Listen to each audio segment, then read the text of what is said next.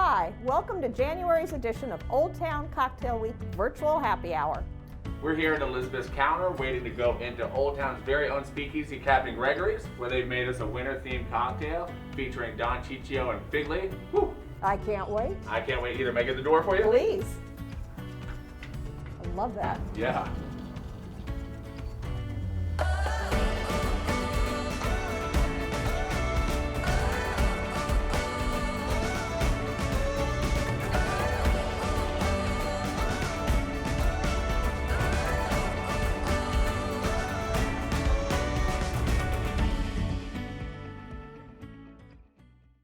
Hello everyone, welcome to Captain Gregory and thanks for joining me. My name is Hakeem Hamed and I am going to prepare for you one of our fantastic low ABV cocktails featuring Don Ciccio's incredible product. We're going to do the Alpine Don. With this cocktail, it's actually going to include a whole egg. And if you're working with eggs in your cocktails, now that everything's safe and pasteurized, you might want to get them to room temperature before you start cracking them, just to make it a little bit easier to work with. But we're going to start with one whole egg. Force a habit, I'm separating it. Didn't need to. Discard that. We are going to add 0.5 ounces of maple syrup.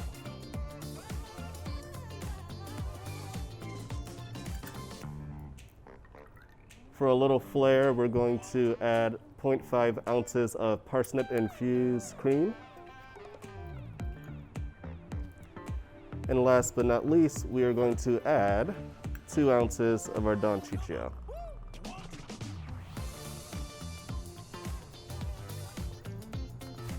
With most egg drinks, we're going to give this a dry shake first, meaning omitting the ice.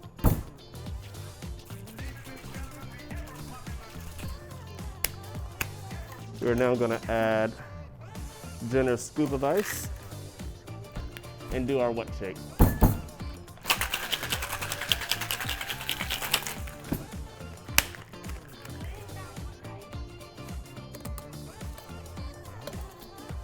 Lastly, we will double strain into our cocktail glass.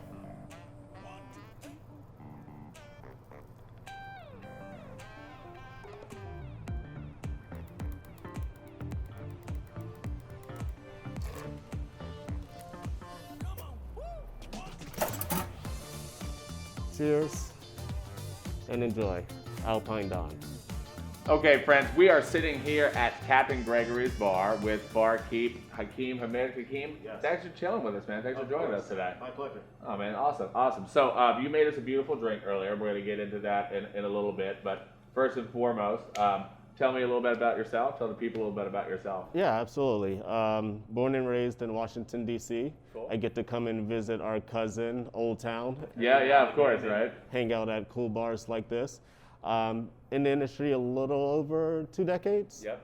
That's it? That's all? That's man? it. That's Okay. it and that's all. I just recently started taking bartending seriously, if you will. Okay, I understand that actually. Being in the industry that long, I did all the unromantic stuff, Yes. like payroll and SOPs and all this other stuff. And it wasn't until actually working with some of the incredible chefs that I work with over the years and watching what they did with food inspired me to do some of the things that I did with cocktails, kind of like why would you put those two things together? Yeah. And it's more so like, why wouldn't you? Yeah. And how come you haven't done this yet? Yeah. So working with all those great chefs throughout the years kind of inspired me to get behind the bar and have a little fun. And that is the romantic part of the business for sure. No, absolutely. It's a labor of love. And if you're keeping up with current events, it's not easy times for restaurants right now. If you didn't love this, we wouldn't still be in here doing all these things right now too. And how do I visit Captain Gregory's right now? How do I come and check you guys out? What are you guys doing in here right now? Yeah, absolutely. So you can come and join us with 2 dining opportunities, if you will. You can come and join us inside the lounge of Captain Gregory's, but we also have an après-ski alpine themed outdoor area that's going to cater close to 20 guests out there. So the heaters are full blast, don't worry about that. We got great music playing all the time. And you can get the full menu as well as 3 signature hot cocktails specifically for outside. Oh, so you had, see, and that's, again, labor of love, right? Like we'll make extra cocktails for that menu. And we'll also then make this extra seating area, right? So making those drinks, running them out to your guests, it's extra work because you love it. And that's it's such an impressive thing to me, and a lot of respect there as well, too. Thank you. Thank you. Yeah, very, very, very cool. And it's a legit speakeasy, and like the only one left in Old Town as well, too. So very, very, very cool. So we're in the lounge right now. Yes. So is there a reservation system currently? Yeah, so ideally we would like for you to make a reservation using Resy. Sure. Once we're active in a shift, I know people's schedule is unique these days. You're able to join the waiting list if you haven't made a reservation. So if it's like, oh, I'm around the corner, let me see if something's available, you're able to add yourself to the wait list. Nice. And if something becomes available or if guests don't stay the full time for the reservation, we'll be more than happy to accommodate you and have you join us. No, very, very cool. Yeah. Nice. So tell me a little bit about how, I don't know if we touched on it, how you got into bartending yourself.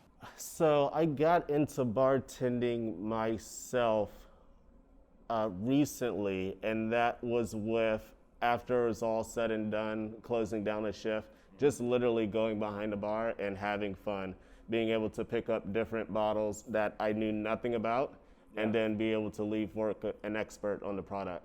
And that's one of the things that I encourage for any young bartender, just turn around. Yeah. There's never a dull moment in the bar, but the history lesson behind you, it can go a long way. It's a library right Yes, there, yeah. it literally is. And young barkeeps and anyone who's interested in bartending too, when you're like, what's that product? Turn it over and read that back label on it first. Yeah. There's your start. Always there's your start. Okay, so that's after work shift drink. After work shift drinks, they got to a level where they were so cool and so complex. Then I started hosting the parties at my home. I was living in Chicago when this took place, and then I brought some of those skills here when I was the GM of Provision Number 14. Oh, so many places, sorry. So many places. We all have a trading cards of so many restaurants.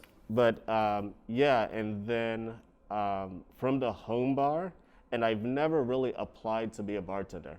It was just something that happened situational, i.e. bartender called out, all right, well, you're behind the stick tonight. Yep. It's like consistently across the board. Yeah. Being able to enjoy it and love it and fall in love with it, I do think we're a rare breed. Oftentimes when I'm coaching a team or consulting for a group, I tell them day one, the same people quit. Because you got to be crazy to do what we do and how we do it in this business, and you got to be madly in love with it. Yeah, madly in love with it, man. yeah. You said some things that really, really resonated with me, and I dig it, man. I really do. Tell me a little bit about how at Captain Gregory's, you've been in this industry for 2 decades plus, but you haven't been here for that long. No, I haven't been here at Captain Gregory's consistently that long. I had an incredible opportunity to be the beverage director of Nocturne, which is Captain Gregory's sister venue.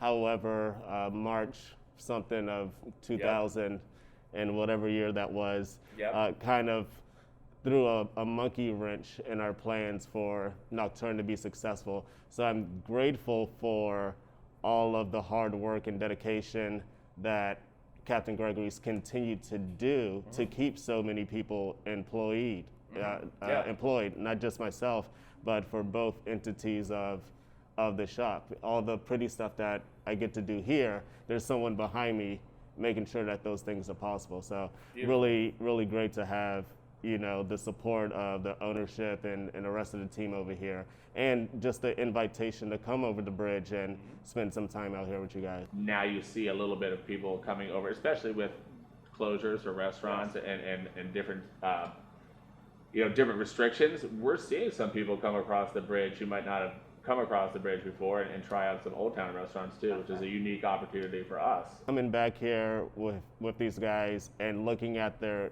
cocktail list and the inspiration for it, and then the library alone, I'm like, I know what you guys are about over Yep. here. Because there's oftentimes for us in the industry where we have to do something out of necessity, and it makes it really difficult to bartend somewhere where you don't believe in what you're putting Yeah. behind the bar.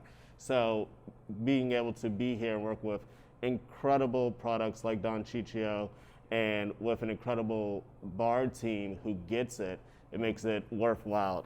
And a lot of times I say, I bartend for free. We get paid because we're good at it. I would be doing this regardless. We'll go ahead and steal that. Yeah, please Well put it in put. the pocket. But yeah, this is the recess for us, I think, if you will. And that's something to note too, that it's never just the one person back behind that pine. Yeah. It's a whole collective effort getting everything across. So when you see a successful bar program like Captain Gregory's, it always means that there is a culture in there and that there's a team effort behind it as well, and passion. The cocktail features the Nocino from Don Ciccio, which is a walnut flavored liqueur, and I think it has the ability to be the star through and through the cocktail. Yeah. Our other specs in that cocktail, once again, is the egg and the whole egg, Yeah, the whole egg in a flip, friends. In a flip, that's whole egg. which is fun, and with modern technology, no one has to worry about using the whole egg. That's so passe. No one's getting sick. Yes, the maple syrup and just a little bit of walnut bitters just helps keep this cocktail consistent through and through. Yep. And I think that egg adds like a textural richness to the cocktail, so it's almost savory as it sits on your palate, Yeah. and it makes you almost want to chew the cocktail. It's fantastic. Nice. And a good winter seasonal cocktail too. I always like that it sits on your palate for a while too, because you want it to keep warming you after that as well. And with the seasonality of this cocktail, a lot of us have the unique opportunity to work from home. You could have this cocktail with the sun out. That's completely fine. Yeah, and can you tell us why that is too? Because I was going to make that point. It's for some people, we said before, it's a dry January, but this is why is it that this is a drink you could do that? Well, you could do that specifically because of the start of the show has such a low ABV. It's So- a 29% ABV. Absolutely. Yeah. So we're not talking about 80 proof right out the gate first Yeah. thing in the morning. However, after that first Zoom call and you want to have lunch and nestle up with Yeah. And there's a tasty way to do it as well. easily. So if there's anything else you wanted to add today about anything you want to put out there for the people or anything like that? If you're going to build cocktails at home, try to do everything all the way up until your main spirit, Yeah. and see if that works by itself. Because your vehicle, your base, if it's a bourbon or a whiskey or vodka or gin, you already know what it tastes like. So finding out what can complement it before wasting your spirit, trying to get that moment just right. See if you can get the 66% on board first before you add that other 33%. Thank you for sitting down with us. Thank you for taking the time to hang with us today. I really appreciate it, man, and appreciate your passion and enthusiasm for everything, man. It was nice to hang with you today, man. Thank you. Appreciate it. And Victoria, we're about to pass it over to you.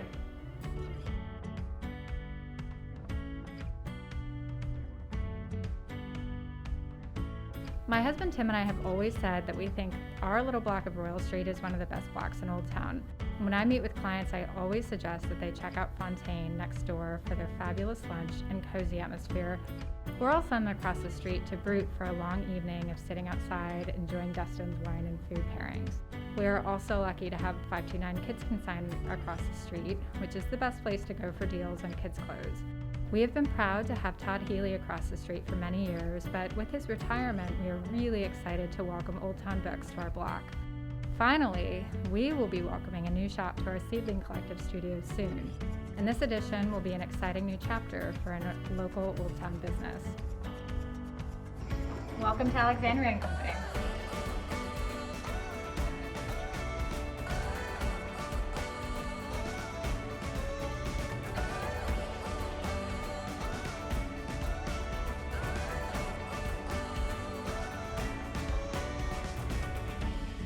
John. Boy, was that a wonderful cocktail that Hakeem made. I hope you all are enjoying it at home, and if not, that you'll head over to Captain Gregory's soon and give it a try. So we are fortunate enough today to be with Megan Foran from Alexandria and Company, and one of our best fine jewelers here in town, and I'm so delighted to be here. Your space is amazing. Thank you. And so let's get into it. So tell me a little bit about your background, how long Alex & Co.'s been here, and we'll kick it off. Yeah, so I'm Megan, and my husband Tim Shaheen and I both own and operate Alexandria and Company.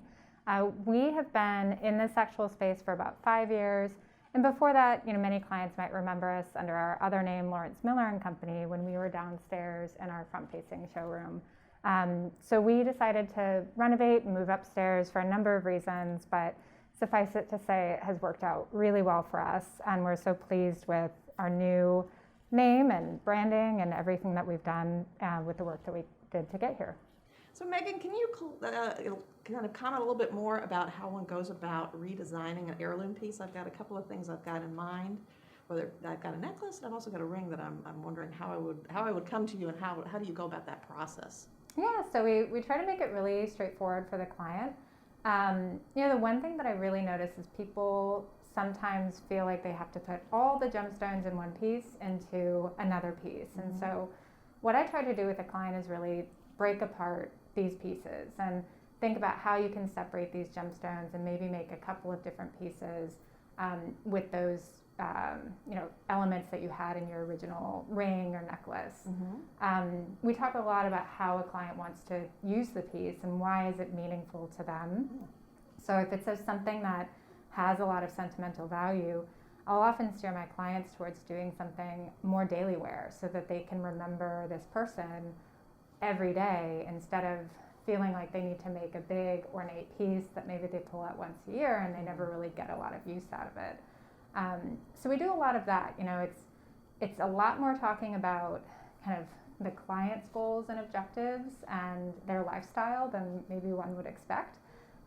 But it really results in the client being able to make something that means a lot to them and reflects their own tastes a lot more than one would ever really think. So a lot of your work is custom work, and that you carry quite a few designers as a fine jeweler. Tell us a little bit about some of the designers that you carry. Sure. So in the last year, what we decided to do with our showroom was really kind of upgrade the experience here and make it even more unique than it was before.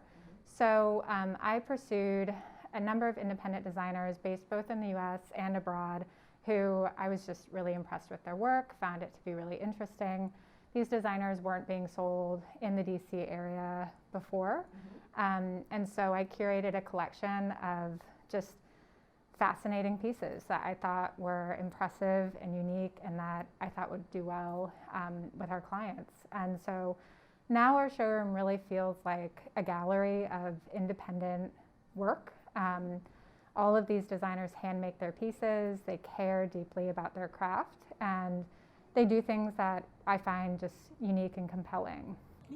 And so the custom work too, can someone come in and how does a typical appointment work with your custom? Yeah, so we're very different from a traditional jeweler. I make that very clear when I meet with clients, and what we do works well for us and it tends to work well for our clients too once they understand the process. But we're very consultative, so we sit down individually with our clients. Usually consultations take a little bit over an hour. We talk about their collection that they have now, what they're bringing in to maybe redesign or to create. What are their goals for the piece? How often do they want to wear it? Do they want it to complement other pieces? And then we talk through ideas. Some clients have a full-fledged idea when they come in to meet with us, and it's just a matter of kind of hammering out the details. And then some clients really are starting completely from scratch, and we look at pictures and designs to come up with a concept that works perfectly for them. All of our designs, pretty much all of them, we mock them up in CAD first.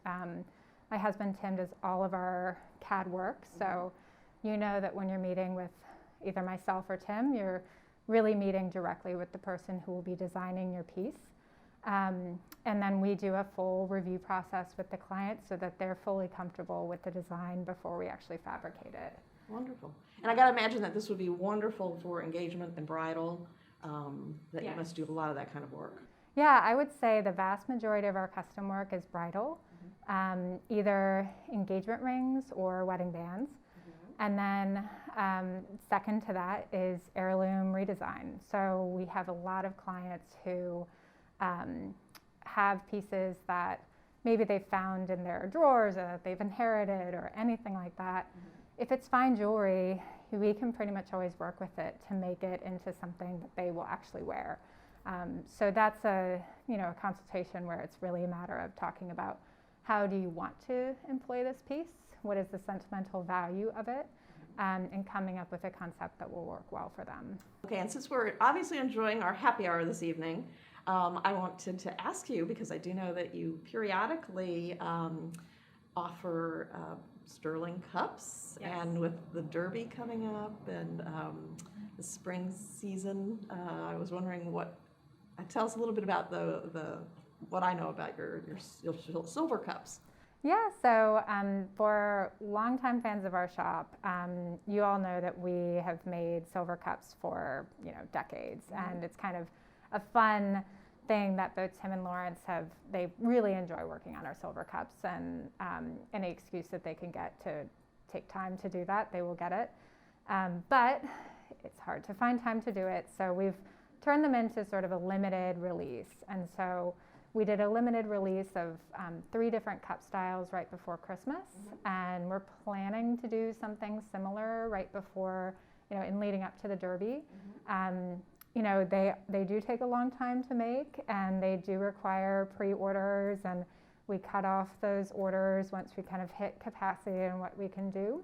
But we're planning to do a release hopefully in the next bit of time, if we can keep everything working with our workshop. Lovely, because I do know that heirloom pieces, like all your jewelry, those cups are just great. Oh, they're amazing, and we tell people, we will take care of them for life, meaning, if you run this over with your car, we will rebuild it for you. We don't really want people to do that, but these cups, they're very different from a kind of a spun cup that you'd find on the mass market today. These are hand forged, hand raised, hand fabricated.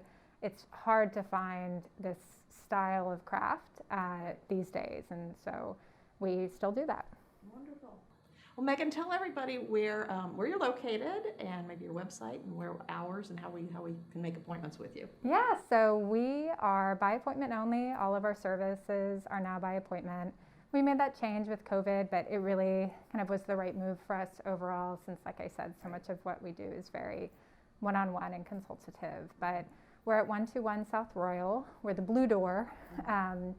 You can make an appointment by emailing us at inquiries@alxandcompany.com. You can visit our website at www.alxandcompany.com. You can also follow us on Instagram. That's where we do a lot of announcements about cup releases and pieces that we've made and new lines that we're bringing in. And that's at ALX and Company. And one other question I had for you is also, I know that the Seedling Collective is located in your old space. If you could tell our audience a little bit about what that is all about. Yeah, so the Seedling Collective was an idea of mine that it would, house pop-ups. And so we would rent the space on a temporary basis to different entrepreneurs who were showing different craft wares or doing presentations or wanted to set up a whole shop of their own. Obviously with COVID, that kind of flew away, and so we are kind of in hibernation right now. We have some plans for the spring, and then we have a pretty big change coming this summer. So we're really excited about it. It's all very good, but you'll have to stay tuned to see what's going on with it in the summer. Wonderful. Well, Yeah. Thank you so much. It's been delightful talking with you. Thank you. And I think we're going to go now to John, who's going to be interviewing one of our good friends, Jonathan, over at Don Ciccio e Figli, to talk about the spirit that he used in today's cocktail. So I hope you all are enjoying it at home. And John, we're back to you. Hey friends, I'm joined here with Jonathan Visano, the portfolio manager of Don Ciccio and Figli, and we're hanging out here in Captain Gregory's today, talking all things Don Ciccio. Jonathan, thanks for joining us today. Absolutely, it's my Appreciate pleasure it. to be here. Thank you, John. Yeah, man, thank you. I know you got a really busy schedule, so taking the time right now is really, really cool, and I appreciate it. Yeah, it's what we love to do, bring the product to the people, right? Yeah, and a very, very cool and unique product it is too, which is I think it bears a lot of talking about. It's certainly January for low ABV drinks, really important.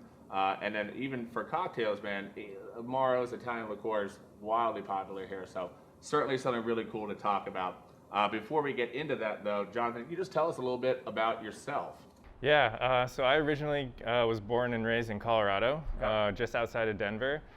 Traveled to Ohio for school, bounced between Colorado, East Coast, and like New York, DC for a few years, you know, looking for work that interested me the most, that could really capture my attention. Sure. And then got linked up with Francesco in 2015, so we're pushing 6 years together now. Okay. Started on the production side, developed an understanding of the products and the ins and outs and the family history, and then was sent out into the world to beautiful places like this, you know, Captain Gregory's, to talk about the product, enjoy the product, and share it with different bartenders. Yeah, definitely a job that's going to keep your interest. Right? Yeah, right? Yeah, Nice. exactly.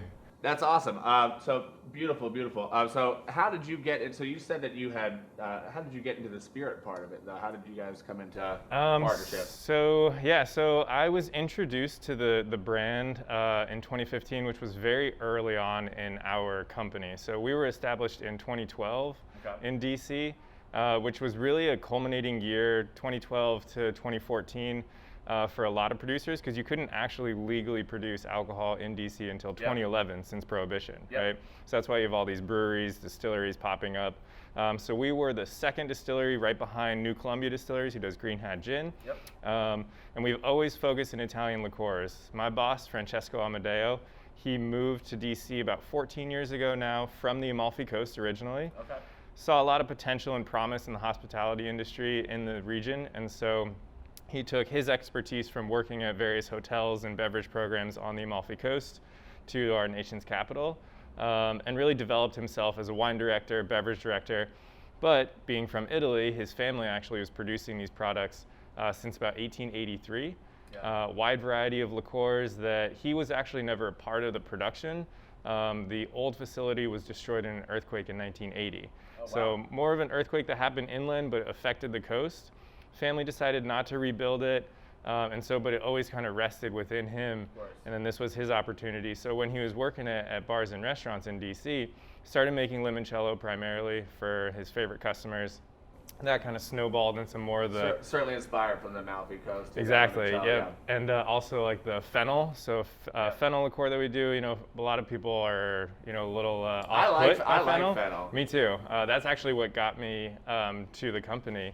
But he developed about 6 or 7 different recipes that he could replicate consistently, you know, adopting the recipe itself, but then kind of adapting it to his own, you know, to express his own personality. Nice. Well, certainly, I don't mean to step on your toes, but that thought process, right, is exactly what we do as barkeeps too. Is you take a classic thing and how do we make a riff on it or change it to make it more modern, to make it more unique or special, because the formula is there, just how you kind of change it. Right, and palates change, you know, over time in terms of what we're exposed to, you know, different countries, right, or, you know, have different habits with what they're consuming.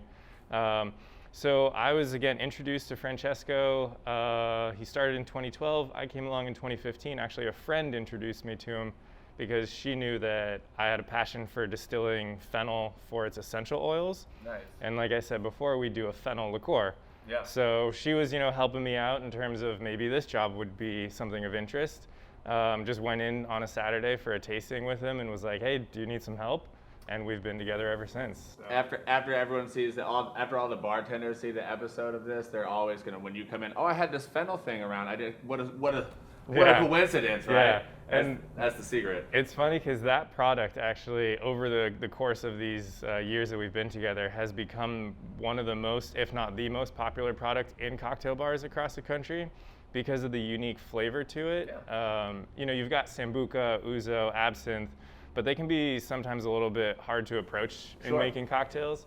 So the those fennel are really, with the viscosity of some of those as well right, too. and the it's hard to mix. intensity, Yep. you know, like just a rinse in a Sazerac, it's Yeah. like, with ours you can, you know, kind of leave it in the glass and embrace the product. So with the Nocino, we're really looking just to provide, you know, a substantial amount of flavor, but the ability to work with a wide variety of different spirits. That's awesome. We're going to get into the Nocino specifically here in just a moment. Let's just take one brief step back because we talked about drinking cultures, different countries, etc.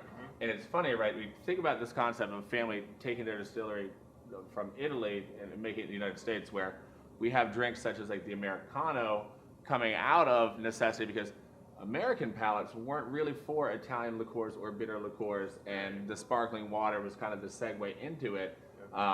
And for me, with the Italian liqueurs, and myself as an American, my introduction to them was in cocktails, and then you learned later to consume some of them neat on the rocks, etc. But it was cocktails first, which is a very American of us because that's what we've done as Americans, cocktails.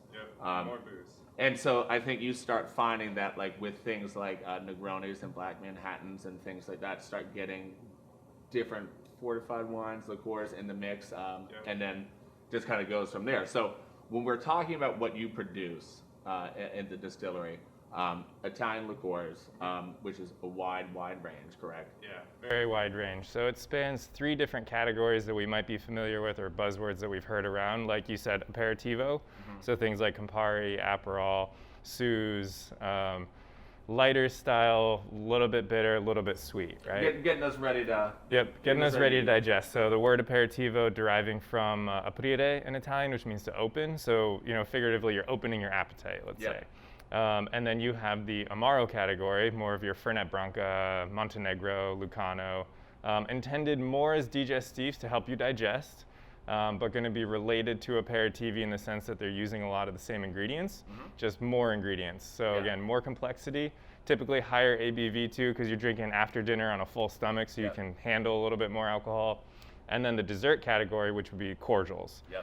Purely sweet, pretty much one flavor profile, and typically fruit or vegetable based. Nice. And that's such an interesting thing. We're in January right now.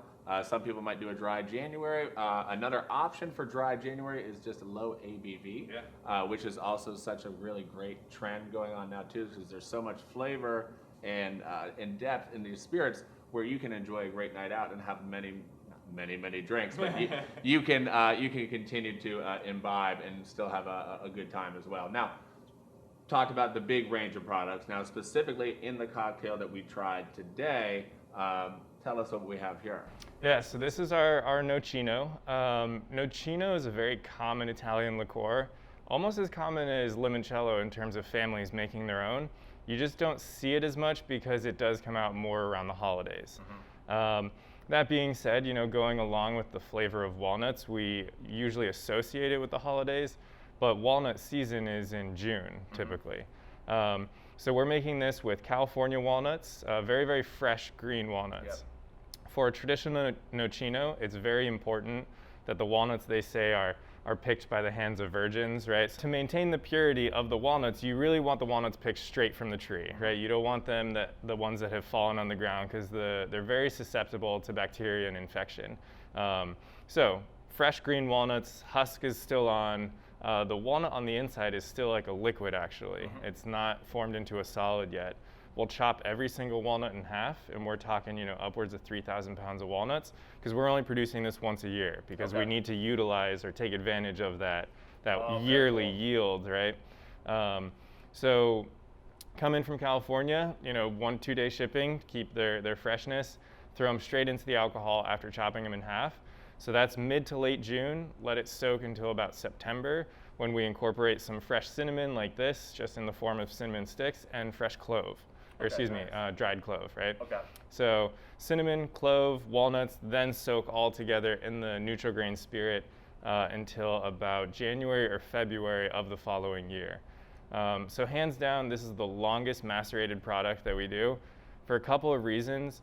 One, it's really to obtain almost the structure of the walnut in addition to the flavor. It's about the butteriness and almost the oily consistency that you get from walnut. Think about the labor of love that goes into these products, friends. And this is just one of, and I'm guessing off the top of my head, you guys have about like over 2 dozen We're at 15 right now. Okay, 15? Yeah. Yep. Jeez, that is a lot. Think about all of those things have this much love. I mean, the longest maceration, but that much love going into it. Do you have any, like Virginia or Old Town, so specifically Old Town would be awesome, but any Virginia stories for us as well in your travels? Actually, right here at Captain Gregory's is one of my favorites. that. Yeah, doing they invited me to do a cocktail class, essentially, where we curated together a menu of, I think it was between 6 and 8 drinks. And then we, worked the room and told everyone about the individual products that were in there. So we gave them a little pour like this to accompany the drinks that they had, so that we could go into more depth about it. And Always interesting to do a side by side too, Yeah. in a cocktail. Always. And then on the side, of course. Yep. Always interesting to do a side by side, especially when you're comparing, old world and new world products as well. Totally, yeah. Right? Because what was produced back then is very different than what's produced today. Again, the gradual change of palettes, resources as well. But just working the room, interacting with the customers here, from Old Town, very inquisitive, very knowledgeable. And it was, it's what I love to do after developing my knowledge base over the course of these past 5 years. But I mean, it's just such a great community to be a part of. Yeah, So. yeah, very great community here in Old Town, and then very great group of people who are coming here to Captain Gregory's for bar stuff. A lot of high bar knowledge among the guests here as well. Yeah. Very, very, very cool. Now, if I were to try to support the brand right now, what are the various ways we can come support the distillery, get the products, etc.? Absolutely. So first, kind of putting that little plug in there, following us on social media, Instagram primarily, is a really good way to familiarize yourself with the brand. I do my best to give you insights to how we produce and what's going on in the facility on a weekly basis. Also promoting what people are producing with our products in their cocktails across the country. So that will give you a little bit of, maybe motivation, maybe a little more understanding of, okay, this is a big commitment, a $750 of a walnut liqueur, Right. but I try and help you understand, the variety of ways that you can use it through avenues like that, a little more visual. But from there, can head right over to our website. We have an online shop now where we're doing, shipments and sharing the products with people. If you wanted to do a virtual tasting with somebody, you can send a couple products to them and Very cool. curate your own cocktail, because we're doing 50 milliliter bottles as well. Sure. Because of the breadth that you were talking about that we produce, we wanted to find a way to make it more accessible. Yeah. So reducing, the quantity and a little more approachable off the get-go to figure out which ones that you really prefer. And really what it means is you can build out your bar with these products. Absolutely. And then you'll get whiskeys, etc., but you'll go through the whiskeys. You can really build out a home bar when you start getting a lot of these different products in, and when you're mixing at home, really lead to some really fun and different riffs on cocktails too, and you really have a versatile bar now. Asking people when they come into our tasting room now, so that's another way people can access us, is we're open every Saturday, 1 to 6 right now. The hours will change and the days will change, especially as it gets warmer, because we have a patio outside. But you can come into our tasting room, grab a quick taste of something that might be curious about, and I'll sit down with you and we'll talk a little bit more in depth about what you're drinking at home, what's on your bar. But to make it a little bit more approachable and to pare it down, I really like to help people by saying just approach your drinking from the seasons, right? Mm-hmm. Don't think that when you really like something, you have to have it right now. Yeah. It's like, if you enjoy this, just notate it.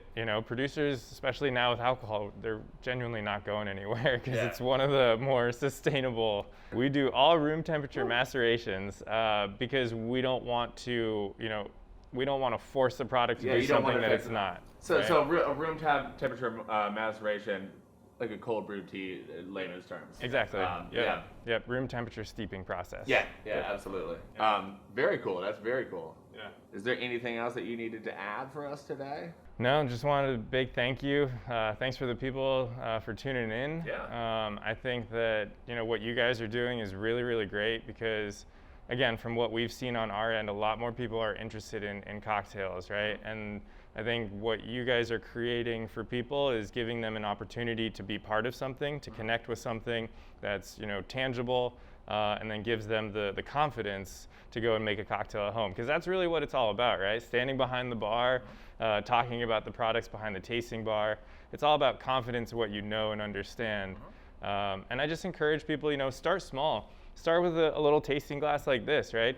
Just, you know, 1 part Nocino, 1 part whiskey that might be on your bar, and then figure it out from there. Say, you know, I want a little bit more sweetness, a little more Nocino, or I want a little bit more whiskey, and then you can kind of take the next step into like what juice you're going to use, or you know, the egg white that we used here. It's like, what does it need, right? Take it slow, take it small. Beautifully put and well spoken. And Jonathan, thank you for joining us today. Yeah, it's my pleasure. And you can come get the cocktail, the Alpine Dawn.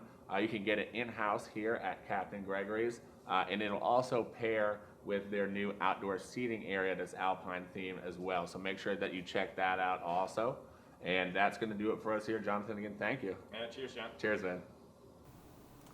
Friends, that is a wrap for January's episode of Virtual Cocktail Hour. And major thanks to Hakeem, Megan, and Jonathan for sharing all of their wonderful information with us, and hope you all enjoyed that great cocktail. Oh yeah, definitely. And on behalf of Victoria and myself, we just want to say thank you and tune in next month for Virtual Cocktail Hour. Cheers and be well, Old Town.